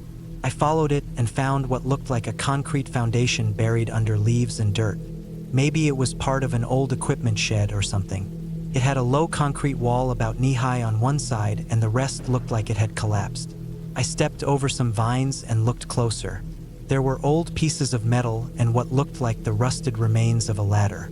I didn't want to step too far inside in case it caved in. I decided to walk a little farther before heading back. I checked the time, around 2:45 p.m., and figured I'd give myself until 4 o'clock before turning around. I packed up, slung my bag over my shoulders, and took the smaller path that curved around the ruined foundation. It led deeper into the trees. The farther I walked, the less the trail looked like a trail. It had clearly been used at some point, but it was fading into thick brush now. I kept going anyway, using a stick to knock spiderwebs out of the way and checking for snakes. I probably went another 30 minutes before I realized I wasn't sure where I was anymore. I stopped walking and turned around. The path behind me wasn't visible anymore. Just trees, brush, and uneven ground. I didn't panic at first. I just took a deep breath and started back the way I thought I had come from. After about 5 minutes of walking, I passed the same rusted metal drum I had seen earlier. Except I hadn't turned around fully. I'd walked in a curve. That's when I felt the first wave of panic. I stopped and tried to think clearly. I remembered the sun was on my right side when I entered the woods from the quarry trail.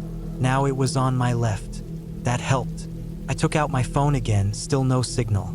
I kept moving in what I thought was the right direction. I figured if I kept walking straight, I'd eventually hit the gravel road or the quarry. But nothing looked familiar. The trees all looked the same, and I didn't see any of the landmarks I remembered. No pallets, no trench, no foundation. The sun kept shifting, and I started to realize just how easy it was to get turned around in the woods without a real trail. I checked my phone again. Still no signal, but the battery was getting low. I turned off the screen and shoved it back into my bag. The woods were starting to get darker now. The sun wasn't down yet, but the shadows were longer and the air felt cooler. I decided to stop and build a small fire. I didn't want to keep wandering in circles and exhaust myself. I found a patch of ground that looked dry and flat and gathered some small sticks. I had matches in my emergency kit. I lit the fire and sat down next to it. I wasn't planning on staying out overnight, but I was starting to accept that I might have to. The forest got quiet in a different way as it got darker. The birds stopped. The wind felt more distant. I sat there listening, trying not to get spooked by every crack or rustle. I knew most of the sounds were probably animals, but when you're alone and lost, your brain starts playing tricks. Around dusk, I heard something move in the brush to my right. It wasn't a squirrel or a bird. It was bigger. I turned and stared into the trees, but I didn't see anything. I grabbed my flashlight and turned it on. I scanned the area, but everything looked normal. I told myself it was probably a deer. They came out at night sometimes. I waited a while longer and then decided to try to sleep a little. I laid out my tarp and sleeping bag, kept the fire small but going, and wrapped myself up. I was cold, but not freezing. Just uncomfortable enough to keep waking up every 20 minutes. Every time I opened my eyes, I looked around the firelight to make sure nothing was moving. Once or twice I thought I heard snapping twigs, but it was always faint and far away. At around 2 a.m., I sat up because I heard what sounded like a cough. A human cough. It came from somewhere ahead of me, just past the firelight. My heart started racing. I stayed completely still and listened. Nothing followed it. No voice, no movement, just silence. I didn't sleep after that. I just sat there staring into the woods with the fire crackling in front of me. My flashlight was in my hand, and my knife was next to me. The rest of the night passed slowly. I waited for morning. When it got light enough to see, I packed up and started walking. I didn't eat. I didn't rest. I just walked. I went in the direction opposite where I had heard the sound. After a few hours, I came across something strange. An old boot, half buried in the dirt. Just one. It looked like it had been there for years, but next to it were fresher footprints. Not mine. Larger, heavier, maybe from boots. They went in the same direction I was walking, but slightly off to the left. I didn't follow them. I kept going straight. Eventually, I found something that helped. An old wooden pole sticking out of the ground. It looked like it might have held a fence at one point. I followed the line where other poles would have been, and after about 20 minutes, I saw the edge of a gravel road. I nearly cried when I stepped onto it. I followed the road and eventually came out near the old quarry again. The sun was higher now. I had been gone for more than a full day. When I got to my car, I sat inside with the doors locked and just breathed. I never found out who or what made that cough in the woods. I don't want to know. I just know it wasn't an animal, and I wasn't alone out there. I haven't gone back since.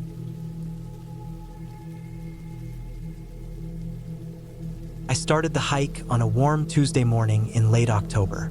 I had taken the whole week off from work because I needed to clear my head. I had been spending too much time in front of a screen, not getting enough sleep, barely eating right. My eyes were always burning from the artificial light. The only thing I could think of that would help was getting away from the city and spending some time outdoors. I had done solo hikes before, mostly short weekend trips, but this time I wanted to push a little further. I picked a trail that went through a narrow canyon system about 3 hours from my apartment. It wasn't a well-known area. It wasn't marked on Google Maps unless you zoomed in real close. I had found it mentioned on an old hiking forum. Some people called it Pine Rock Wash, though there weren't many pines left there anymore. The main trail looped around for about 26 miles through a few low ridges, a winding stream bed, and then through a large dry canyon before meeting up with the access road again. I brought food for 3 days, more water than I needed, and a paper map I had printed out from a website that hadn't been updated since 2014. I parked my car at the gravel lot just off the county road. There was one other car there, an old Ford SUV, but I never saw who it belonged to. The air was dry and still, with a little bite from the elevation. I locked my car, double-checked my pack, and started down the dirt path that led into the canyon. The first day went by smoothly. The trail was quiet. No wind, no people, just the sound of my boots hitting the dirt and the occasional scrape of a bird taking off from a bush. The landscape was mostly reddish-brown rock, some dry grass, a few scattered shrubs. The sun stayed high and hot most of the day, but I kept a good pace. My legs felt strong. I took a break around midday under a small overhang, then pushed forward until I made it to a small flat area near the base of the canyon wall just before sunset. I set up my tent and sat outside eating peanut butter on flatbread. It was the kind of silence that makes your ears buzz. I felt good. That night I slept lightly. The wind picked up sometime around midnight. I could hear it moving down through the canyon like a long exhale. Every now and then something would clatter against the rocks outside. I didn't check. I stayed zipped up in my sleeping bag and waited for the sun. By mid-morning of the second day, the trail split. One path continued along the upper edge of the canyon rim, slowly winding back toward the loop. The other dropped down into the lower wash, cutting through the canyon floor itself. The map didn't clearly show the split, but I had read about it online. Some hikers had taken the canyon floor route as a shortcut, saying it was rougher but faster. That path was steeper, tighter, less maintained. But I felt confident in my ability and wanted to challenge myself a bit. I chose the shortcut. The trail narrowed quickly as I descended. The canyon walls grew higher and closer together. Within an hour, I was walking in shade, with only occasional slivers of sunlight breaking through above. The air cooled noticeably. The floor of the canyon was uneven, full of loose rock and dry mud patches. There were no trail markers, just faint impressions in the dirt and scattered footprints that had been there a while. I kept moving, picking my way carefully through the rocks. Every step had to be placed with caution. The terrain was tricky, with sudden drop-offs, sharp turns, and pockets of fine dust that acted like sand. Some parts of the canyon narrowed so much I had to turn sideways and slide through. It was slow going, but I wasn't too worried. According to the map, the shortcut should reconnect with the main trail about 5 miles further down. I had plenty of daylight left, or so I thought. Around mid-afternoon, the first problem started. I was stepping across a narrow rock ledge about 4 feet above a dry ravine when the edge crumbled under my weight. I dropped hard, twisting to try to catch myself. I landed badly on my side and felt a sharp pain shoot through my ankle. I stayed down for a minute, gritting my teeth, trying to breathe through the pain. When I finally stood up, I knew right away I had rolled the ankle pretty badly. It wasn't broken, but it was swelling fast, and every step was going to hurt. I sat down again and took off my boot. My ankle was already puffy and red. I had an ace bandage in my pack, so I wrapped it up as tightly as I could, relaced my boot, and kept moving slowly. I knew stopping wasn't really an option. I hadn't seen anyone in 2 days, and there was no cell service here. My only option was to finish the loop and get back to the car. The daylight started fading faster than I expected. The canyon was getting deeper, and the walls blocked most of the late afternoon sun. Shadows stretched long and cold over the floor. I had to use my headlamp earlier than I wanted to. The weak beam flickered over sharp rocks and twisted branches that had fallen into the path. My ankle throbbed with every step. I was limping now, using my hiking pole more like a crutch than a balance stick. By the time the sun fully set, I still hadn't found where the shortcut was supposed to reconnect with the main trail. I looked at the map again, shining my light across it. The lines were too vague, and there were no visible landmarks in the canyon to help orient myself. Everything looked the same: walls of rock, patches of dry grass, loose dirt, and stone. I decided I had to stop for the night. I found a small flat spot near the canyon wall and set up my tent. I didn't eat much, just a protein bar and some water. I couldn't shake the feeling that I might have gone off track. I stared at the map until my eyes blurred, then gave up and crawled into my sleeping bag. That night was worse than the first. The wind died down, but strange noises echoed through the canyon. Distant cracking sounds, like something heavy moving across loose rock. At one point, I thought I heard breathing outside my tent, but it could have been the wind playing tricks again. I didn't go out to check. I lay still and quiet, gripping my knife inside the sleeping bag. When morning came, I packed up quickly and tried to ignore how much my ankle had stiffened. Barely bent now. I could only walk with a slow shuffle, dragging the foot a little with each step. I was drinking more water than I wanted to. My food supply was still okay, but if I didn't get out by the next night, it would start to run low. The canyon kept twisting, tighter and deeper. I saw no sign of the main trail. Every time I thought I saw a way out, it turned into a dead end or a vertical wall. I climbed a short slope to get a better view, but all I saw was more stones stretching endlessly in every direction. My chest started to tighten with that feeling of being truly lost. No markers, no help, no way to signal for rescue. Around midday, I reached a narrow pass between two high ridges. It was barely wide enough for me to squeeze through. On the other side, I entered a dry wash that looked like it hadn't seen water in a decade. I kept walking, hoping it would lead me out. Then I found the backpack. It was old and faded, covered in dust, half buried under a small pile of rocks. I stared at it for a while before going near it. Something about it made my skin crawl. I finally walked over and brushed off some of the dirt. The zipper was broken. Inside were a few tattered pieces of clothing, a rusted water bottle, and an empty first aid kit. No ID, no name, just signs that someone had been here long before me and hadn't made it out. I left it untouched and moved on faster than before. My mouth was dry. I kept drinking in small sips, trying to ration the water better, but I was sweating more than I realized. My lips were starting to crack. My skin burned in the sun where it touched the air. That afternoon, I made a mistake. I was trying to cross another ravine when the loose rocks shifted again. I fell forward, scraping my hands and landing hard on my knee. This time, the pain was worse than before. My knee felt like it had been stabbed. I couldn't straighten it fully. I sat there in the dirt, blood trickling down my shin, and knew I was getting close to real danger now. I was limping badly on both legs. My movement was limited to short, dragging steps. The idea of sleeping out again filled me with dread. The noises, the cold, the ache in my limbs.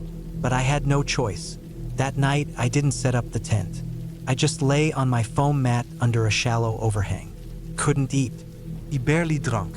I was scared, more scared than I'd ever been. Not because of animals or anything supernatural, just the realization that I might not find the exit, that I might run out of water, that I might collapse somewhere in this maze of stone and never be found. I barely slept. Every few minutes I thought I heard footsteps, though I knew it was just loose rocks falling or the wind blowing debris down from the walls. The next morning, I got up slowly, barely able to bend either leg. My hands were blistered from using the hiking pole to push myself forward. I could feel the salt of dried sweat on my skin. My tongue felt thick in my mouth. I had 2 sips of water left.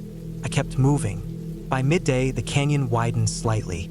I saw tire tracks, faint, half covered by dust, but real. Not animal trails, real tire tracks. I followed them, pushing myself past every wave of pain, every step that made my vision blur. 2 hours later,